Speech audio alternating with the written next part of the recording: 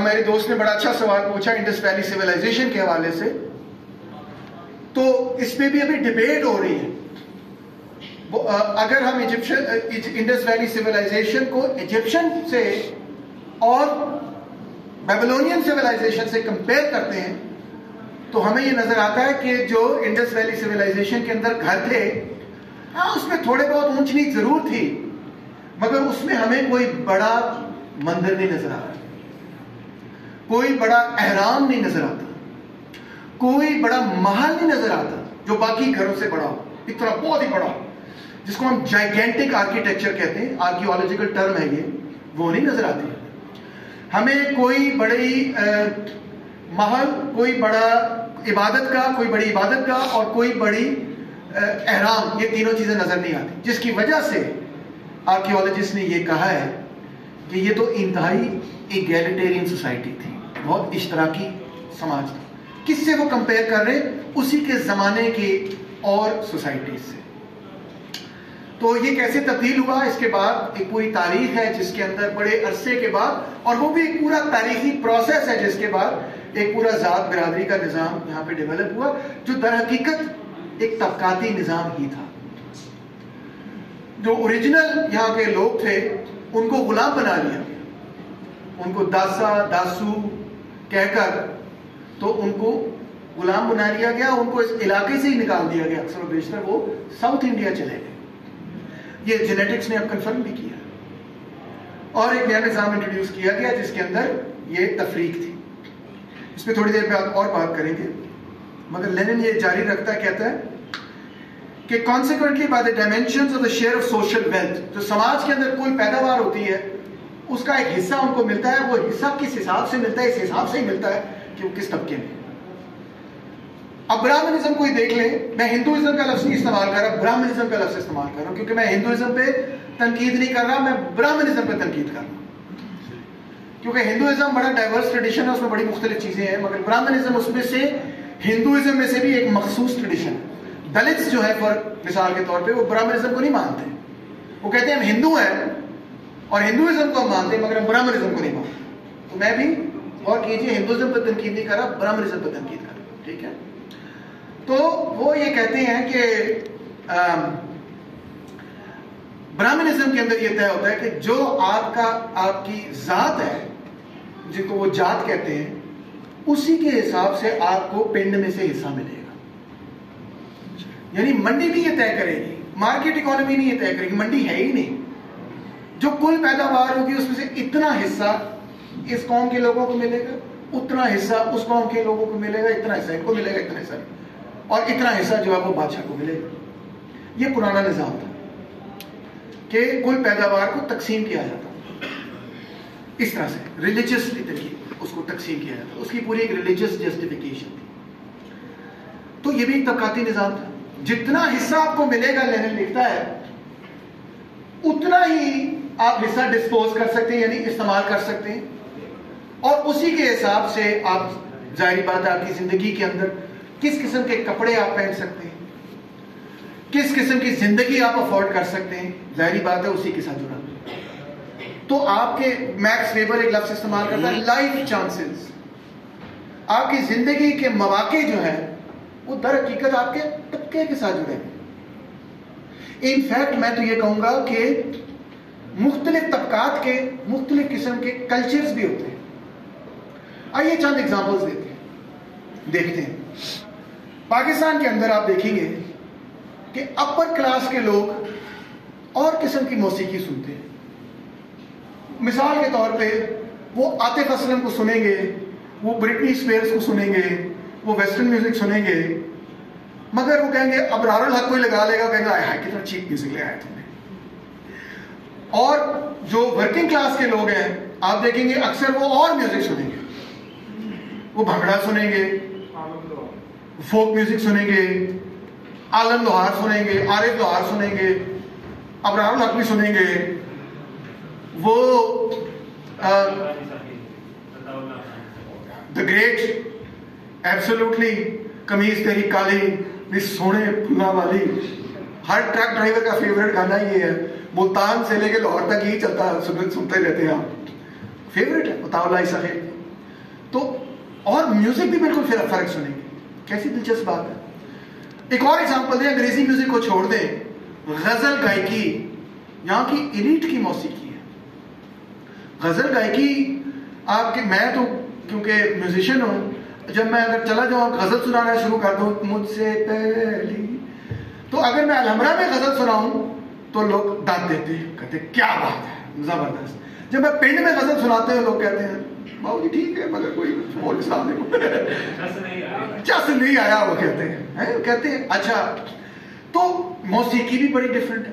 अदब के हवाले से भी ऐसा ही। आपको लिबास देख लें, लिबास देख लें, किसान जो है वो धोती पहनेगा, अगर धोती नहीं तो वो शलवार कमीज पहन लेगा। और जो अपर क्लास के लोग हैं उन्होंने वेस्टर्न ड्रेस अपनाया है।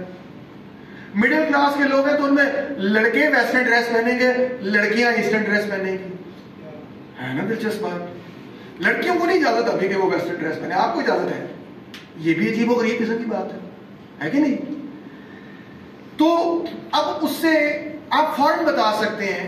अच्छा, इवन हेयर स्टाइल्स देखें, बाल बनाने का तरीका, दाढ़ी बनाने का तरीका, इन सब चीजों में भी आप देखेंगे कि आप फौरन किसी बंदे का तबका बता सकेंगे उसके लिबास से, उसके हेयर स्टाइल से, उसके दाढ़ी से, उसके अंदाज से।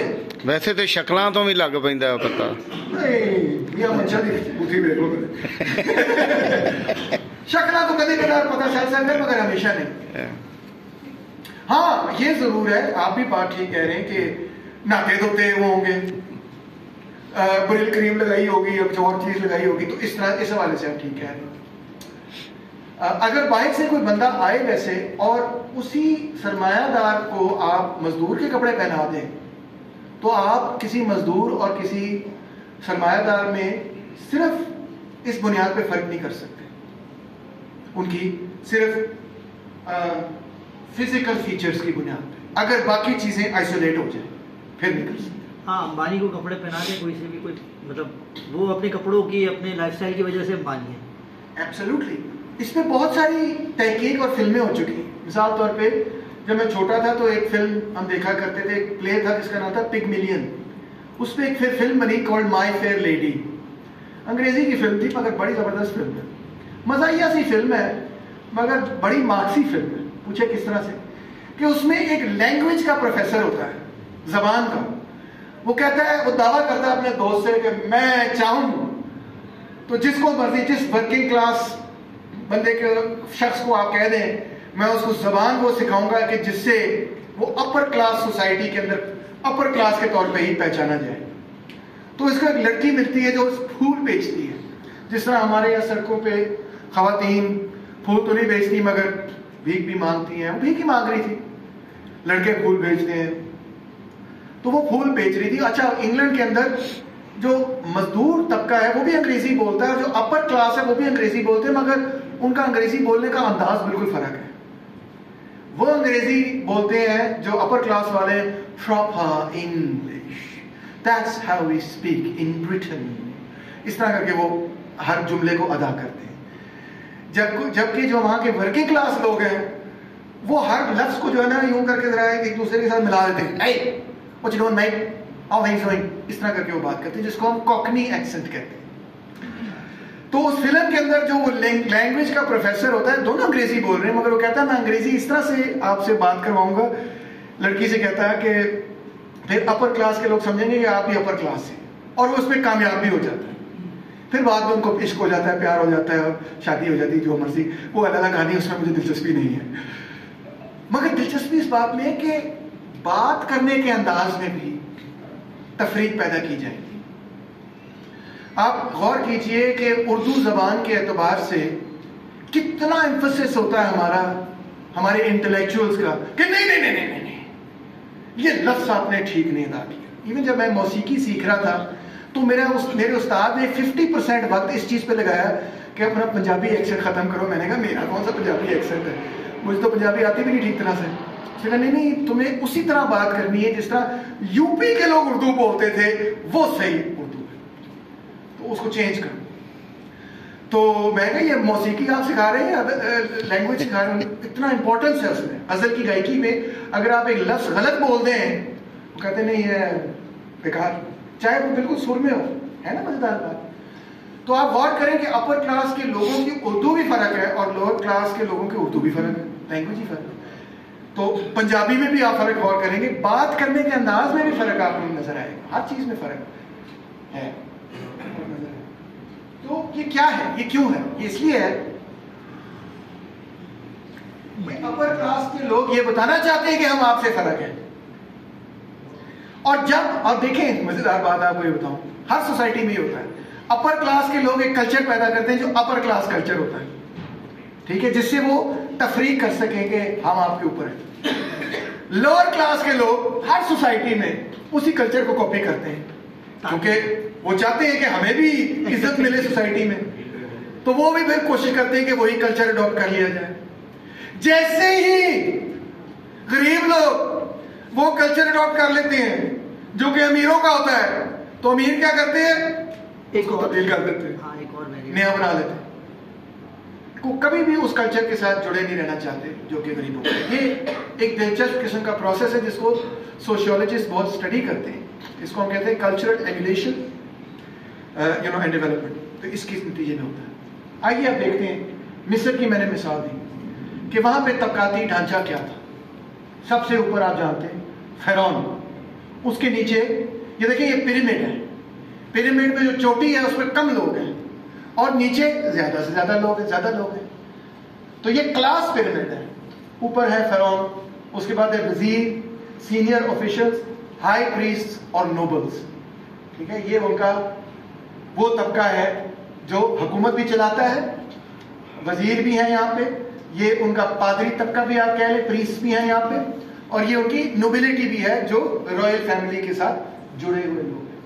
उससे नीचे हैं स्क्राइब्स जो लिखारी थे, जो लिखते थे। इजिप्ट में इस पे बड़ा फोकस था, उन्होंने बहुत सारी अपनी चीजें लिखी। उसके नीचे हैं स्किल्ड आर्टिजन्स और क्राफ्ट्स पीपल जो कि चीजें बना सकते हैं।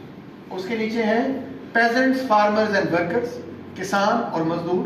और उससे भी नीचे सर्वेंट्स और स्लेव्स, यानी कि गुलाम और जो लोगों के घर के अंदर गुलाम थे, दोनों मुलाजमीन जिसको हम कहते हैं, या घरेलू मुलाजमीन जिनको कहते हैं, वो भी गुलाम थे इजिप्ट के अंदर। तो ये पूरा तबकाती ढांचा था। अब देखते हैं हिंदुइज्म नहीं, ब्राह्मणिज्म का ढांचा ये था। ऊपर वो कहते थे कि ब्रह्मा के सर से, दिमाग से कौन निकलते हैं, ब्राह्मण। वो पादरी हैं, प्रीस्ट हैं, टीचर्स हैं, पढ़ाने वाले हैं, उस्ताद हैं, वो सबसे ऊपर है।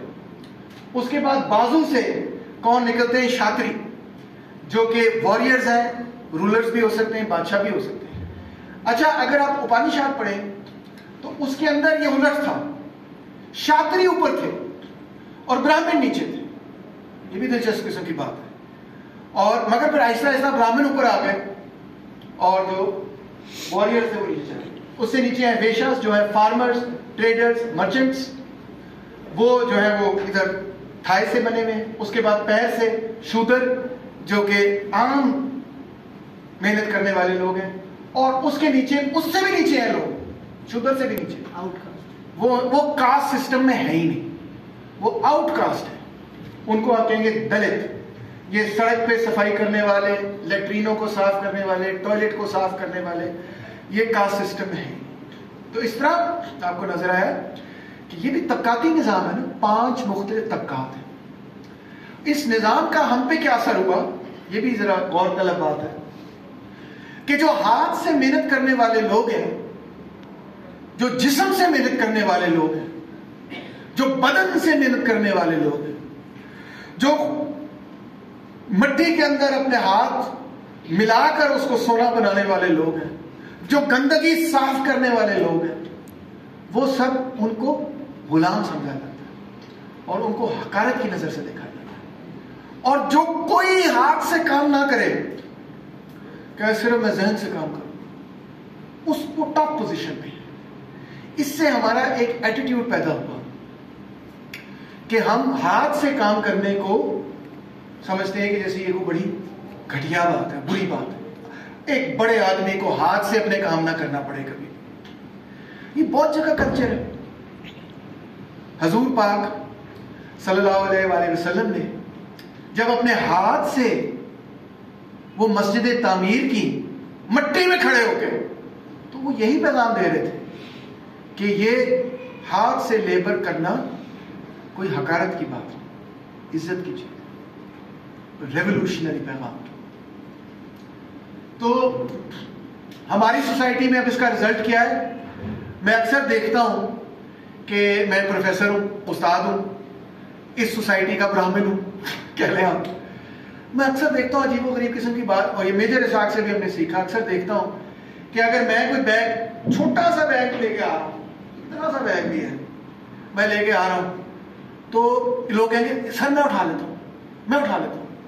بھائی میرے ہاتھ خطر خراب ہو گئے، مر گئے ہیں، خطرہ کیا ہو مسئلہ؟ کوئی مسئلہ نہیں، میں اپنا بیگ اٹھا سکتا ہوں۔